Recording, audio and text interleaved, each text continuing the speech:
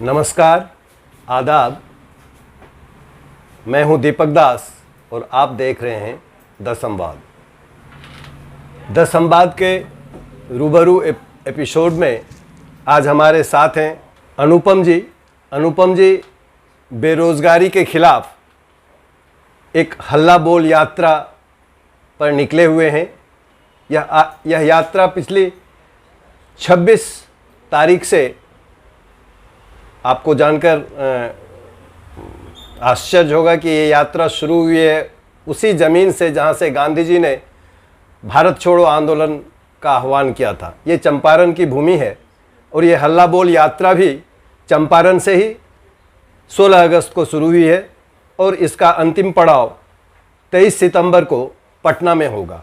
इस बीच यह यात्रा बिहार के तमाम ज़िलों में जाएंगी और वहाँ के युवाओं को एक पैगाम, एक संदेश देने का काम है इस यात्रा के माध्यम से उन बेरोज़गारों को। हम जानते हैं कि इस देश में रोज़गार युवाओं के लिए और तमाम लोगों के लिए आज एक बड़ी समस्या बनकर खड़ी हुई है। तो ऐसे में युवाओं को एकजुट करने के लिए और एकजुट कर रोज़गार के लिए एक बड़ा आंदोलन खड़ा करने के लिए हल्ला बोल यात्रा की शुरुआत की गई है।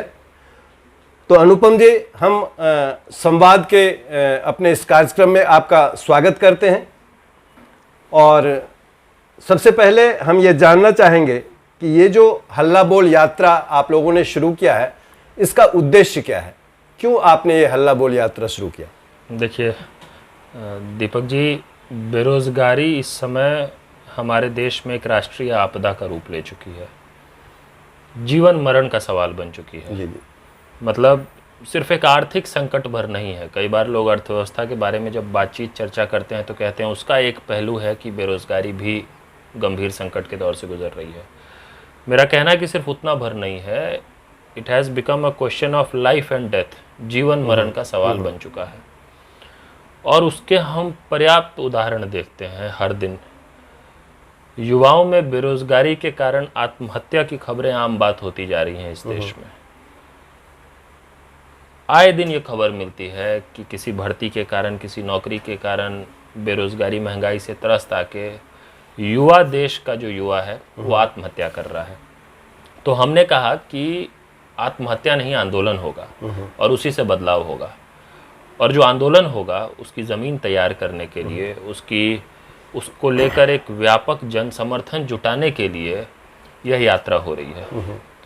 इस यात्रा में हमने ये प्रस्ताव दिया है कि बेरोज़गारी अगर एक गंभीर संकट है तो उसका समाधान क्या है। समाधान के रूप में हमने भारत रोज़गार संहिता बताया है और यात्रा का मकसद ये है कि ये जो भारत रोज़गार संहिता है इसके इर्द गिर्द जन संवाद करके बिहार के हर ज़िले में, और बिहार में हम पहले इसलिए कर रहे हैं क्योंकि हमारा मानना है कि बिहार केंद्र है इस वक्त इस समस्या का।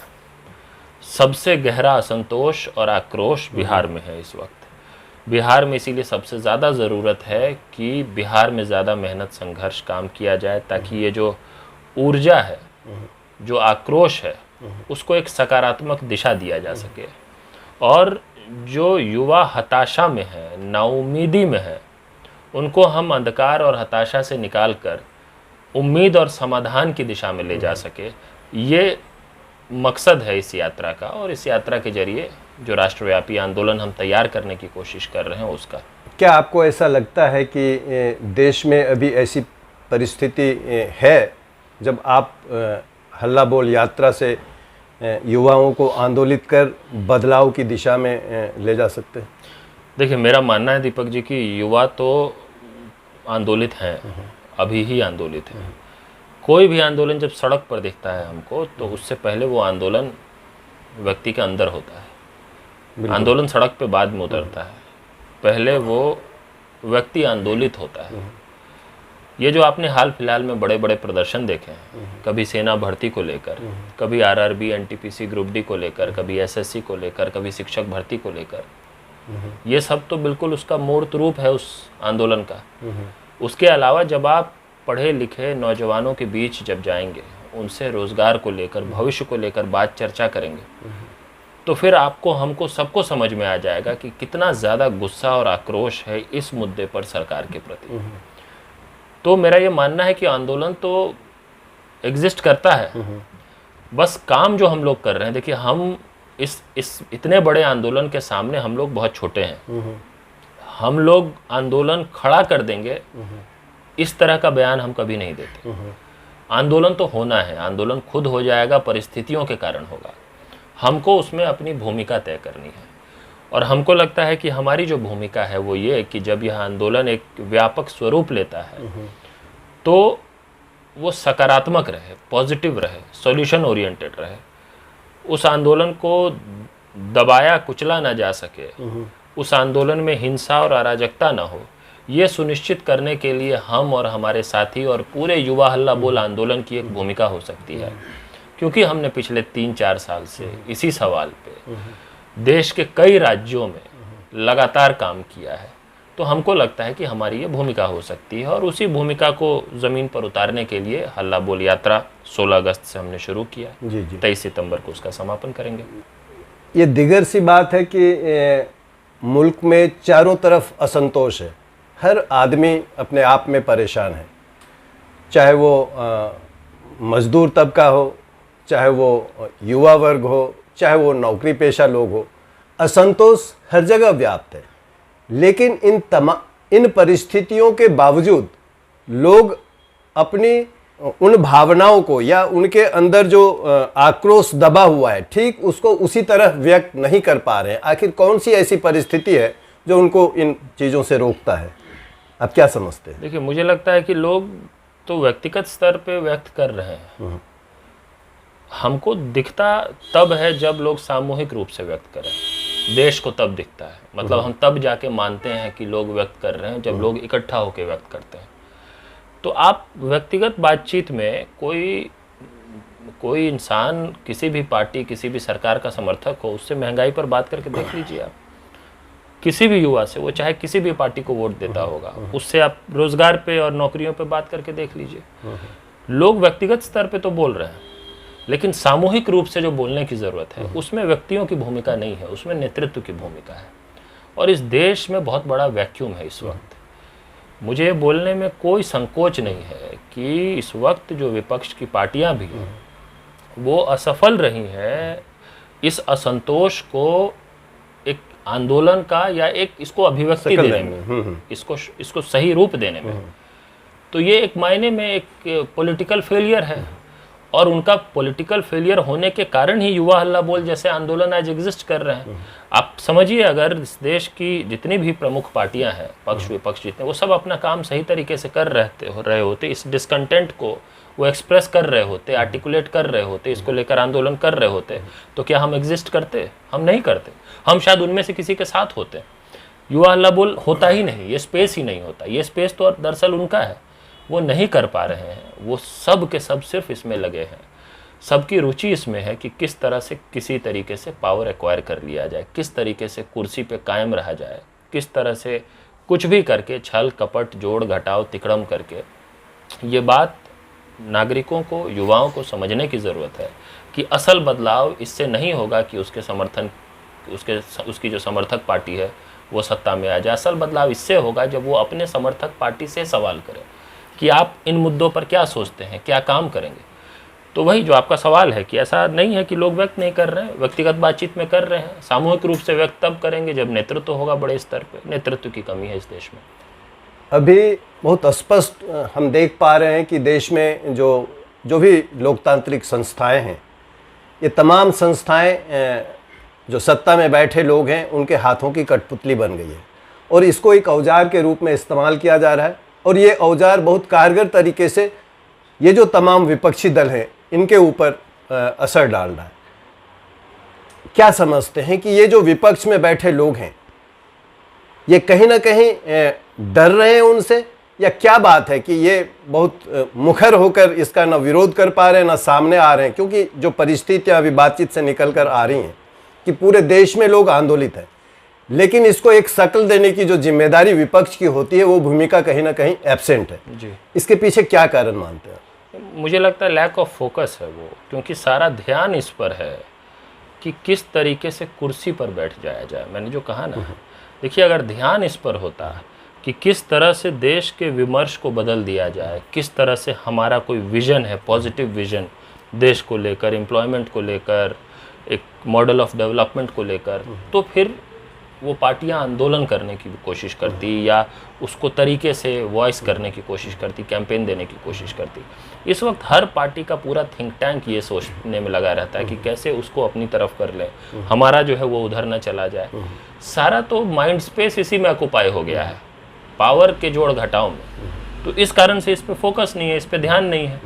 आपको ऐसा नहीं लगता कि ये जो गेम चल रहा है इसमें जो केंद्र में बैठी जो सरकार है आज, वो कहीं ना कहीं प्रदेश में जो गैर भाजपा शासित शासन है उनको कहीं ना कहीं तोड़कर डैमेज कर दे रहा है, उनको विभिन्न ऐसे मामले में फंसा दिया जा रहा है और वो अपने ही समस्याओं से उबर कर सामने नहीं आ पा रहा है, क्योंकि उनकी सरकारें चली जा रही हैं। अभी महाराष्ट्र में गया है, अभी झारखंड में एक मसला खड़ा है, दिल्ली में सरकार अलग चिल्ला रही है कि हमारे लोगों को तोड़ने की कोशिश की जा रही है। क्या वो अपने बचाव में ही सारा एनर्जी नहीं लगा रहा है? ये तो ठीक बात है आपकी, सहमत हूँ मैं आपसे।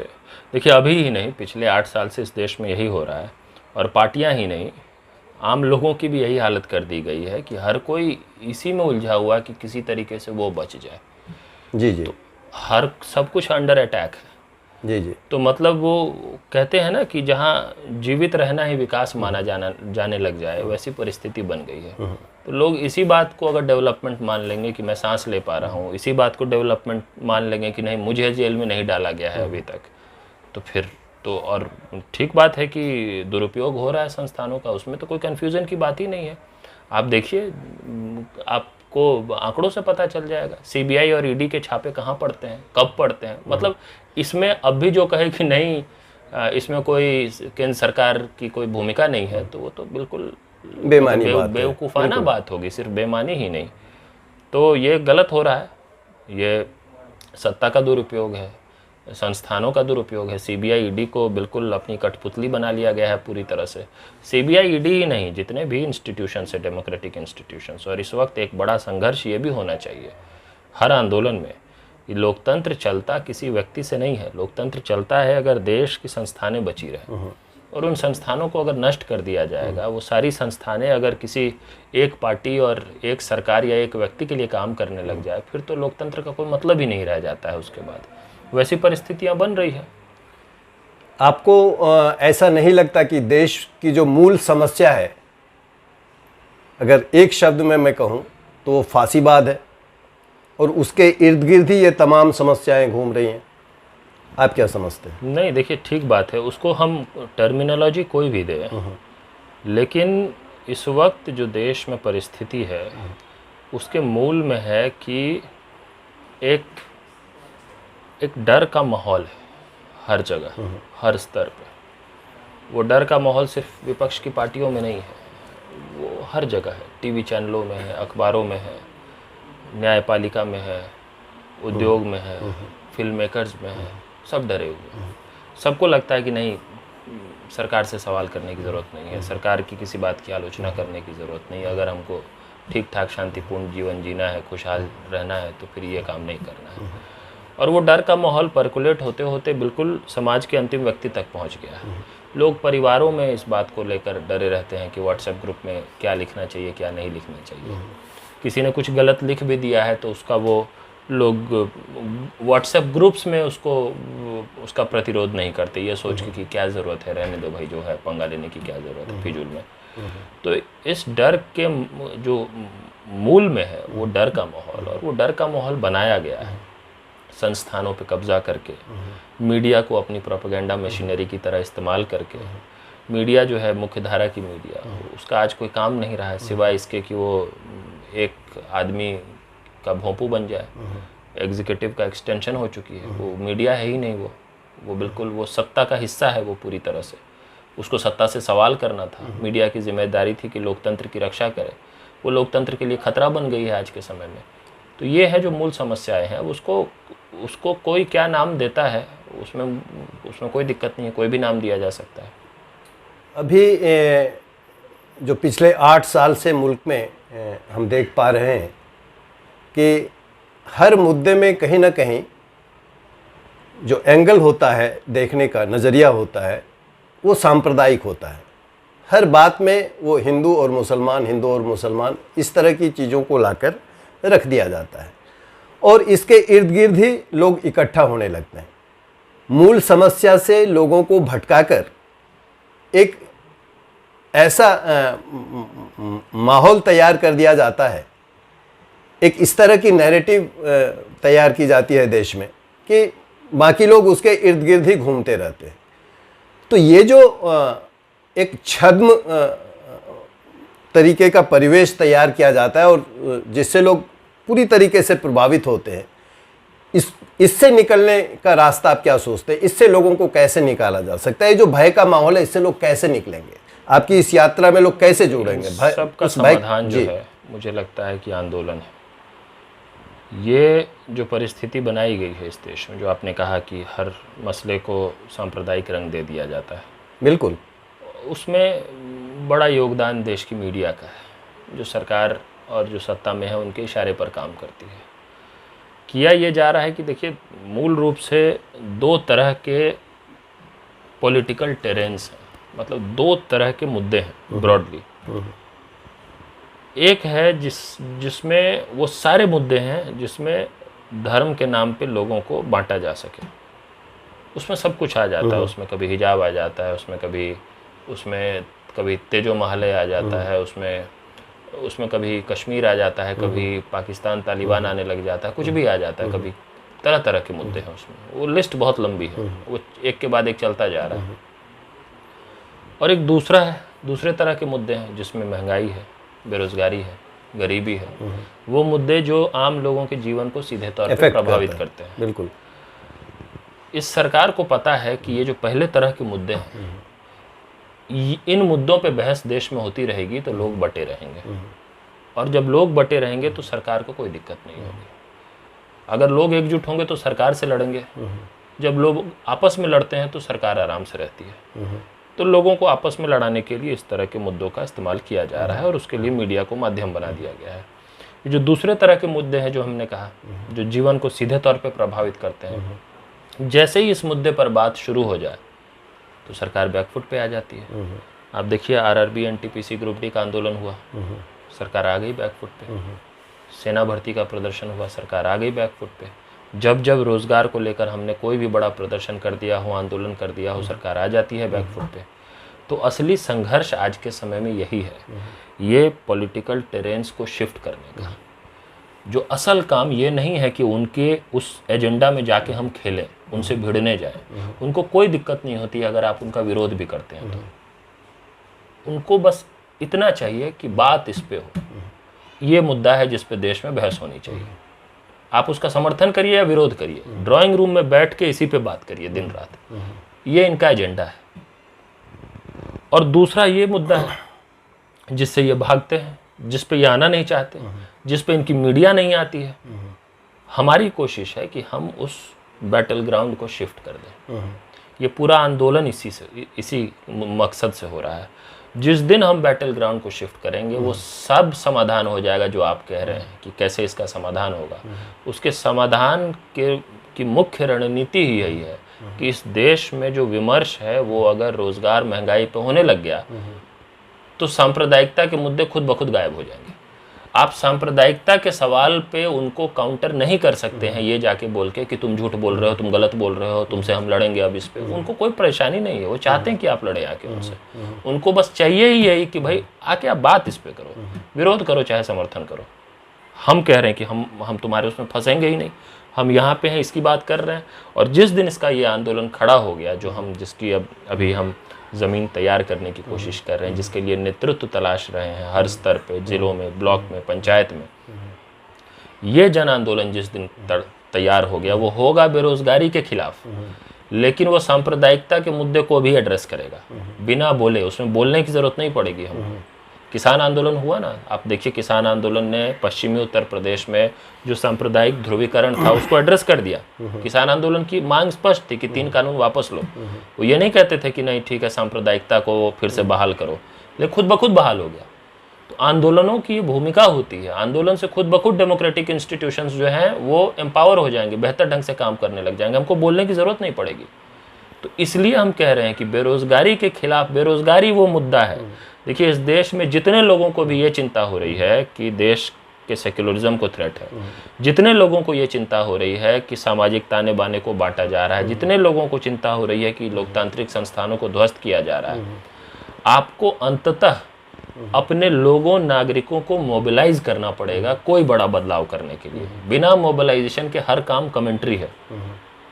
कमेंट्री खराब चीज़ नहीं है, कमेंट्री होना चाहिए, लेकिन मोबिलाइजेशन इस सवाल पे होगा, बेरोजगारी के सवाल पे। जिस दिन आपने इस पर मोबिलाइजेशन कर दिया, जिस दिन इस पर एक सस्टेन्ड यूथ मूवमेंट खड़ा हो गया, वो सारी बातें, वो सारे समस्याएं, कई बार मैं ये बात कई अपने दोस्तों को कहता हूँ जिनको लगता है कि नहीं भाई हम उस पे काम नहीं कर रहे हैं, इस पे क्यों कर रहे हैं भाई, और क्या चिंताएं नहीं है इस देश में? बिल्कुल चिंताएं, उनसे ज़्यादा चिंतित हम हैं।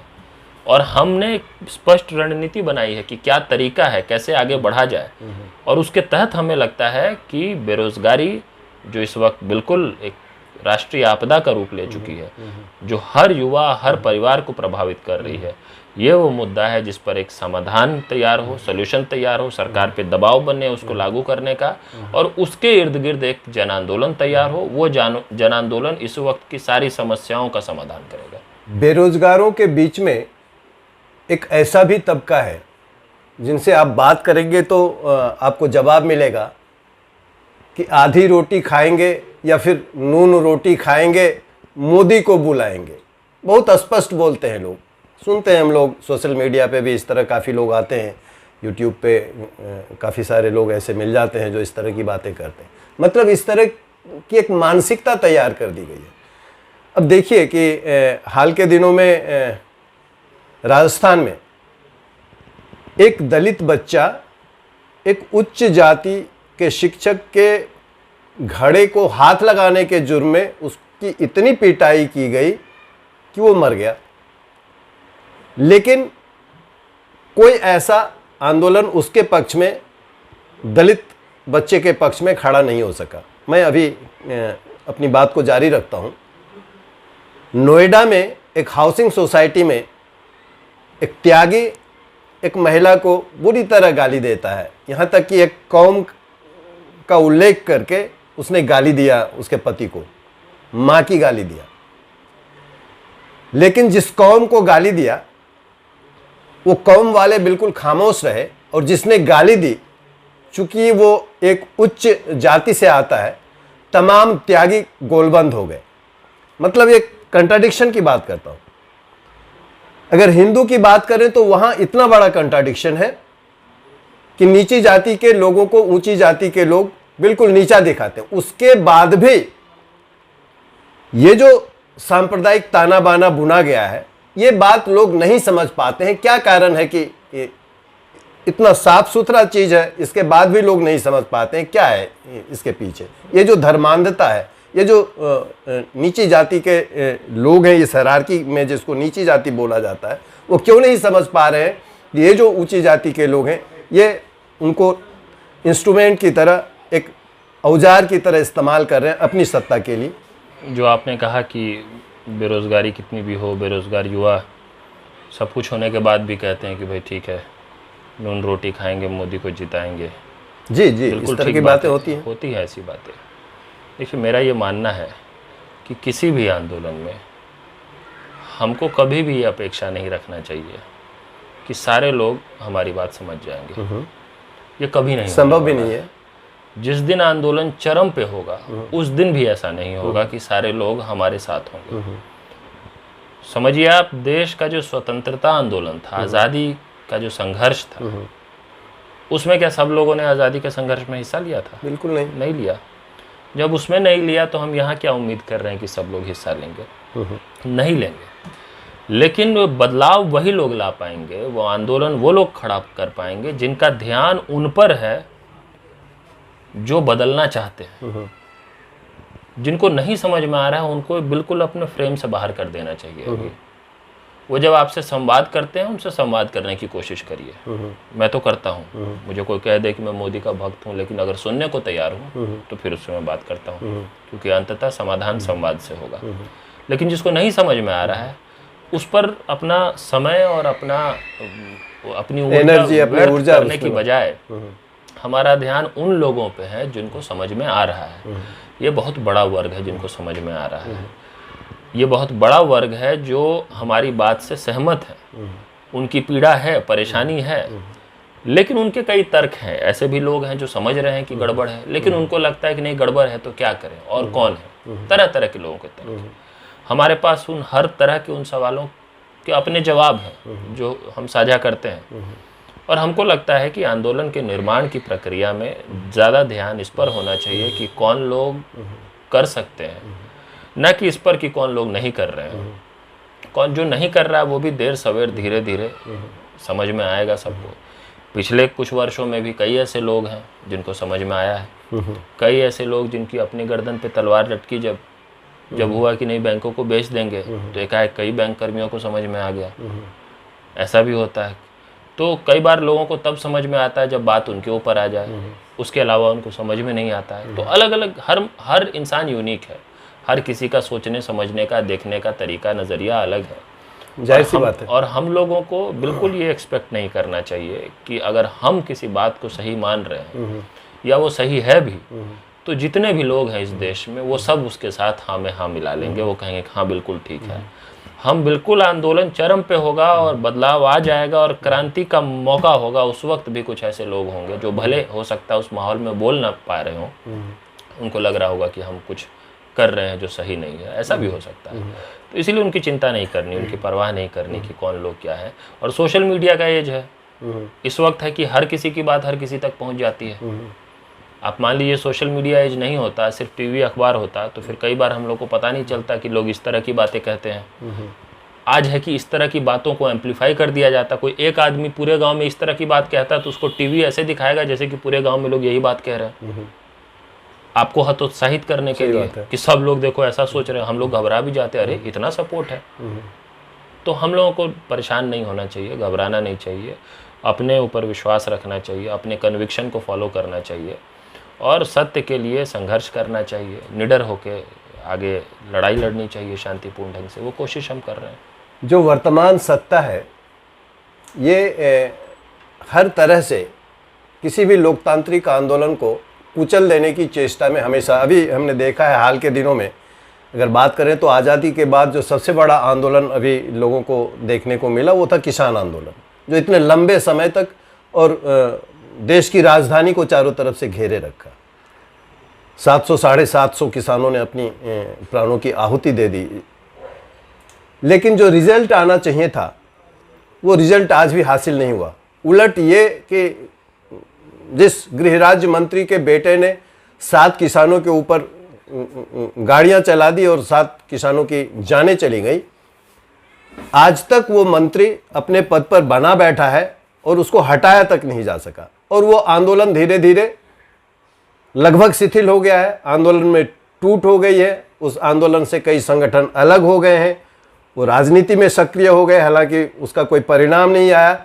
और जो लोग आंदोलन में अपनी सहभागिता आज भी जारी रखे हुए, जब चुनाव की बात आई उत्तर प्रदेश में तो हम लोगों ने देखा कि उसमें से बहुत सारे लोग उस रास्ते पर नहीं चले जिस रास्ते को लेकर वो चले थे। वो सत्ता पक्ष की और जो केंद्र की सत्ता है उसकी तरफ चले गए, जिसके कारण वहाँ एक जो माहौल दिख रहा था कि उत्तर प्रदेश की सत्ता में कोई परिवर्तन आने वाला, ऐसा नहीं हो पाया। तो क्या कारण है कि लोग जब बिल्कुल अहम जहाँ फैसला लेने की घड़ी होती है वहाँ लोग चूक जा रहे हैं? मुझे लगता है हम लोगों को 2 चीज़ों को अलग अलग करके देखना चाहिए जी। आंदोलन तो इस बात पर हो सकता है कि लोगों में असंतोष है, आक्रोश है, और उस असंतोष आक्रोश को एक व्यापक स्तर पे नेतृत्व देने वाले लोग हैं। लेकिन उसका प्रभाव या उस आंदोलन का जो असर है वो चुनावों में दिख जाए, फैसलों में दिख जाए, वो एक अलग बात है। आप देखिए आंदोलन जिन लोगों ने किया वो कोई राजनीतिक पार्टियां नहीं थी उसमें, बिल्कुल इसका मतलब आंदोलन हुआ, इसका मतलब लोग असंतुष्ट थे किसी बात से, तभी आंदोलन होता है, उसके बिना आंदोलन नहीं होता है।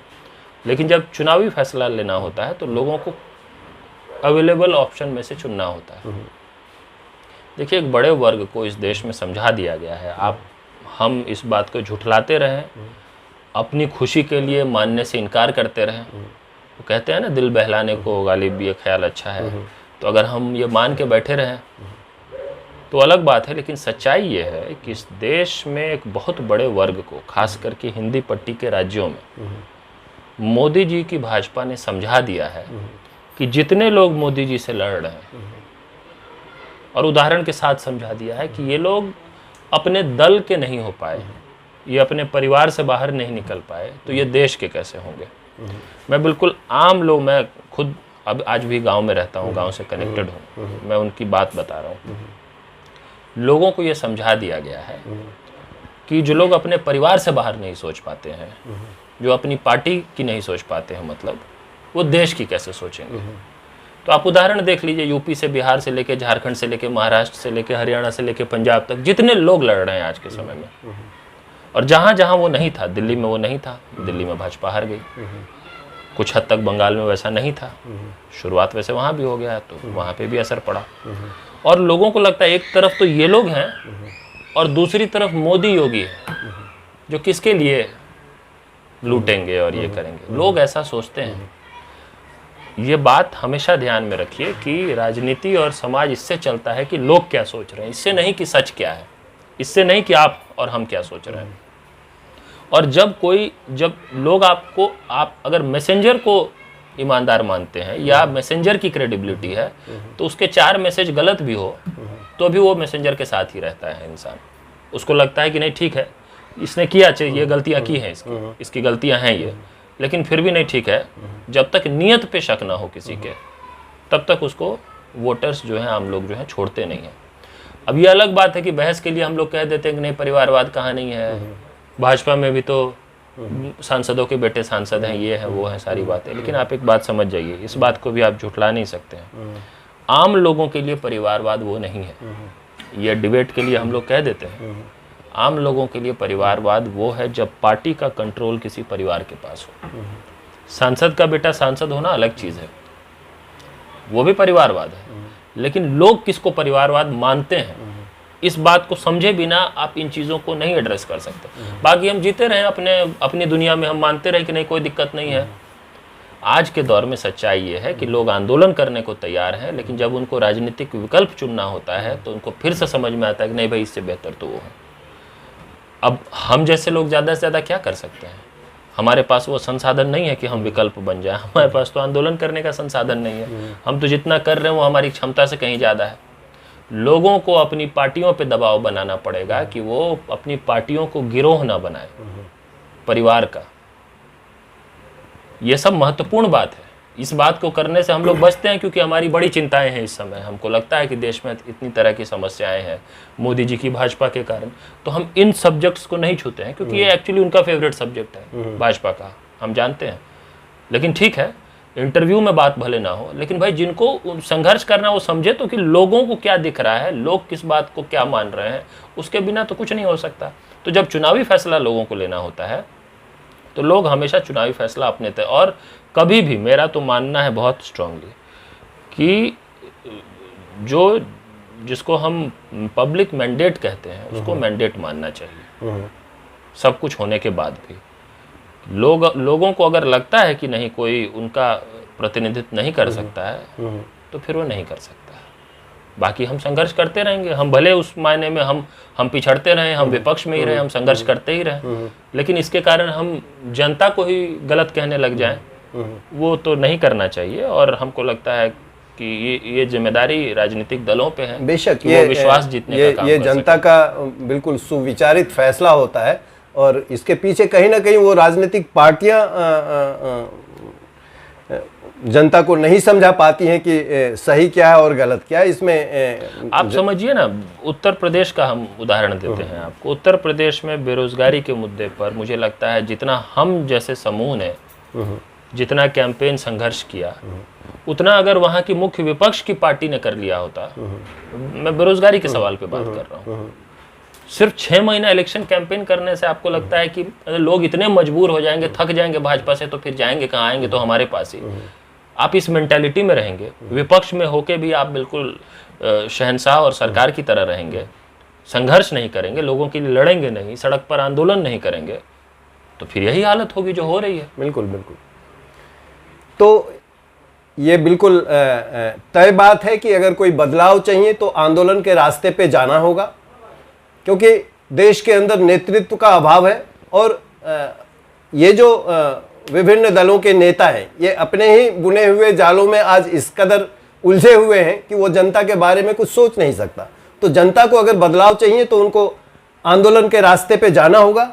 और अनुपम जी, हम एक बार फिर से आपको संवाद की ओर से धन्यवाद देते हैं कि आपने हमारे लिए वक्त निकाला, और हमारी सारी शुभकामनाएं हैं कि आपका ये हल्ला बोल यात्रा अपने इरादे में, अपने उद्देश्य में कामयाब हो। शुक्रिया आपका।